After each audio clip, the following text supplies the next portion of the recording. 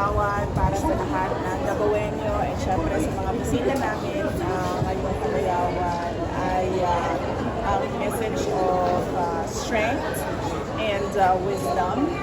And Davao City has always stood proud and tall through the years, and we will continue in showing courage through good times and bad times. Walang perfect, and according to Archbishop Valles, kanina sabi niya, we have to be strong in the coming days. Okay. Action mo lang sa ongoing impeachment sa Senate.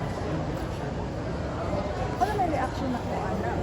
Kadugay na ana nagsugod. Karon pa ni siya mga kana uli. Ang reaction mo dito sa pag-dismiss sa Supreme Court? Ang usapan ay Senator Michael Poa ang mag-comment on the resignation since siya ang spokesperson ng entire defense. Vice, kagagaling nila sa Dahig, kumusta si President Duterte? President Duterte, okay lang siya. Very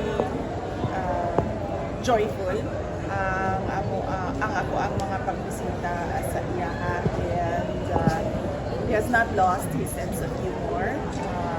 Na ay mga health issues gamay, pero thankfully addressed by the detention. Gusto matamis niya ang Kadayawan Festival Vice. Kasi kanina wala siya sa Davao. Yes, sigurado, no. Mamiss niya ang ato ang mga kaigsunan Dabawenyo, kauban niya sa pagsalmot sa ato ang Kadayawan. But sa ato ang kinabuhi na ay mga butang na kinahanglan natin buhaton, no. So, naapoy mga milestones na dili nato maandanan. So hopefully next year or in the coming years maka-attend na siya sa ato ang Kadayawan. Vice, naging issue sa kanila yung pagpunta ko sa Quezon City Jail to visit the parental advisor nila, Jiboy. Gusto mo pag-usapan yun? Wala namang, I don't see anything wrong with visiting persons deprived of liberty. Nung ako ay mayor pa, bumibisita ako dito sa Maa City Jail. Nagdadala kami ng mga regalo at tinatanong namin sila kung ano yung mga pangangailangan nila. Sa amin, sa Office of the Vice Mayor, sa amin, sa Office of the Vice President, meron kaming mga Thanksgiving na ginawa namin sa loob ng mga jails, tulad noong pagsisita namin sa Bacolod City. So wala ako nakikita masama sa pagsisita sa mga tao tulad ni PRD at iba pang mga nasa loob ng detention. Wala akong nakikita na masama sa pagbisita kay Arnie Teves, kay Pastor Kibuloy, as I said, President Duterte, Senator Rodante Marcoleta, Senator Jinggoy Estrada, and Mike Defensor, kasi kilala ko naman sila. I think kaibigan ko sila. Hindi ko lang alam kung kaibigan nila ako, pero sa tingin ko naman kaibigan ko sila, and dapat tayo magpakita ng empathy sa mga tao and sympathy sa mga tao na deprived of liberty. Kasi I can only imagine, no, hindi yung physical na prison, but yung hindi ka na malaya na magawa kung ano yung mga normal at ordinaryong ginagawa ko sa buhay. So, let's give sympathy and empathy sa mga PDLs. Ano yung napag-usapan niyo, VP? Pinayuhan mo kasi. Wala, ginuupo ako pa yung payo kay Senator. Ang sinabi ko lang sa kanila doon ay kung ano yung para sa bayan, yun ang gawin ninyo. Yun ang message ko sa kanila sa loob. Sabi ko, magpakatatag at kung ano yung para sa bayan, yun ang gawin ninyo. VP, may statement sa Secretary Gibo na mag-resign na lang daw yung mga nagtatanggol sa China with regards to West Philippine Sea. Actually, yung mga government officials na nagtatanggol na sa China, on West Philippine Sea, mag-resign na lang, sabi ni Gibo. Siguro para klaro sa lahat ng mga kababayan natin, dapat pangalanan kung sino yung mga officials na tinutukoy niya na nagde-defend sa China over the West Philippines issue. Kasi hindi pwedeng magbitaw ka ng gano'n na salita, hindi mo naman pangalanan yung mga opisyal. At syempre, suspect kahit ang presidente natin kasali sa suspect doon kasi walang pangalan, walang listahan ng pangalan. Maybe sinabi din ni Jose Castro na baseless. Ito na naman. Baseless. At nonsense daw yung sinabi mo na ang Marcos daw nag-aid doon sa ICC. Ulitin ko Si Claire Castro is a spokesperson of the President in the Office of the President, or hindi ko alam kung kaninong spokesperson siya. Pero by the fact na spokesperson ka at merong seal ng Office of the President dyan, dapat maging professional ka sa mga sinasabi mo. She doesn't have the liberty na tulad sa atin, no, na pwedeng magsalita ng kahit anong iniisip natin at kahit anong opinion natin. Kasi nagsasalita tayo para sa sarili natin.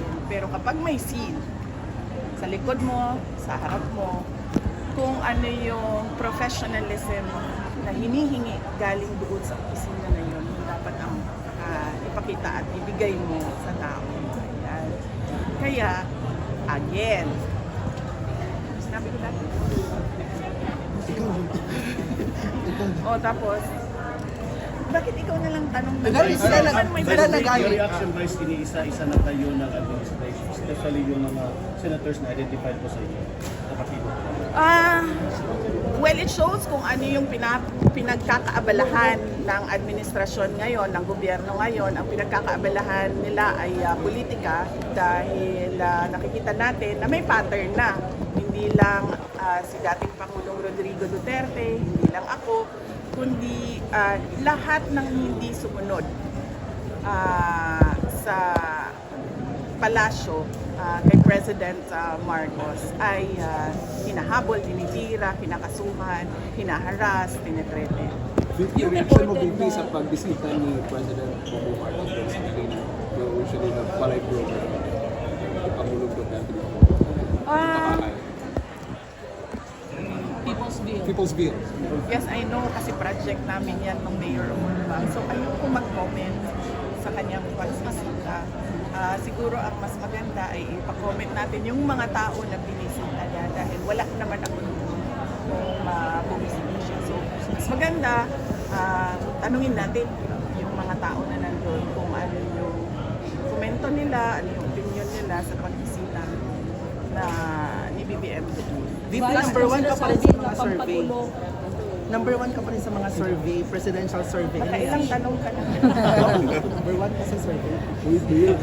Vice. Pampagulo lang daw yung important arrest kay Senator Bato de la Representatives hanggang sa pagkakaroon ng dalawang tao na nakaupo doon sa ano man tawag dyan, stage or rostrum or elevated platform. Hindi na kailangan guluhin ang impeachment dahil magulo na siya sa bending the law. Are you happy with the performance of the defense? Of course, yes. Oo. Nagpapasalamat lang talaga ako dahil merong mga abogado na tinanggap ang aking kaso at they are diligent and passionate enough to defend it. At yun na, number one ka sa survey ka. Sana Naamoy pangutan na lain. Ay, BP. Vice, katong gingon ni Marcos nga tutukan daw ang baha diri sa Davao City. Dapat tutukan ng gobyerno ang baha sa lahat ng lugar ng Pilipinas. Hindi lang sa Davao City kasi meron ding baha sa Ilocos, meron ding baha sa Pampanga, sa Bulacan. Lahat ng mga low-lying area sa panahon ng malakas na pag-ulan at bagyo ay kailangan tutukan dahil delikado na merong mamatay dahil sa mga pagbaha. So, hindi lang Davao City, dapat buong bansa. Dahil ang Pangulo naman ay Pangulo ng buong bansa. Ngayon mo VP sa Malagan Constitutional Authority as mayor sa Davao sa 2024. Everyone, of course, no, in a democratic country, lahat ay allowed at welcome na mag-file ng kanilang certificate of candidacy at tumakbo sa election. Last na po, last question. Vice, any comment po sa campaign ni President Donald Trump about ICC and possibly na marilis po si FPRD? Hindi ko lang alam kung it will come to the release. Okay, bigyan ko muna ng context ha. Yung kampanya ng Estados Unidos against the International Criminal Court, hindi ko lang alam kung abot siya sa pagpapalaya kay dating Pangulong Rodrigo Duterte.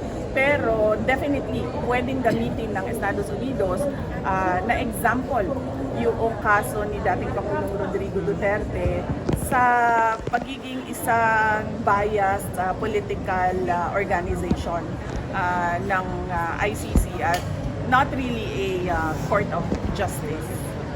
Okay po. Thank you po. Kasi man ang survey. Number one kasi presidential survey. Election Kung saan may balitaan na. Kung saan may value sa consistent ka balita. nga number one. na. Diba? Sana Number one always. Survey lang na sa BP. Survey. Ingon Lagi, sila ka, taon survey naman. lang. Gani, survey na gani na. Pati ako. Sa inyong reaction. Hindi ako makakomment sa mga surveys dahil hindi ko naman alam kung paano siya ginawa, saan siya ginawa, at sino ang nagpagawa sa kanya. Pero sa akin, sa lahat ng survey simula noong 2022, ay lagi ang aking pagpapasalamat sa taong bayan dahil patuloy yung kanilang pagtitiwala at suporta sa akin, sa aking mga kasamahan at sa tanggapan ng pangalawang Pangulo. Kahit na medyo hirap yung aming organisasyon dahil sa politika, sa paninira at sa pagpapahirap sa amin para gawin namin yung trabaho namin. Kaya it's always a message of gratitude every time survey comes out, whether or not number one ako. Thank you. Okay po. O, thank you na. Tapos na ang pangalan mo. Pangalan mo. Ready na daw, ready na daw sa NBI, BP. Oh yes, nadunggan na namo na nga dunay giandam na mga pag-file og kaso and dili naman siguro nakatingaladan sa nakita nato no sa mga kadaghan-daghan na gi-file nila og kaso sa as I said mga tao nga dili musunod kay BBM og nag-andam na pud ang mga abogado pag-abot sa panahon na doon na kaso bagong kaso ma-file. Thank you po.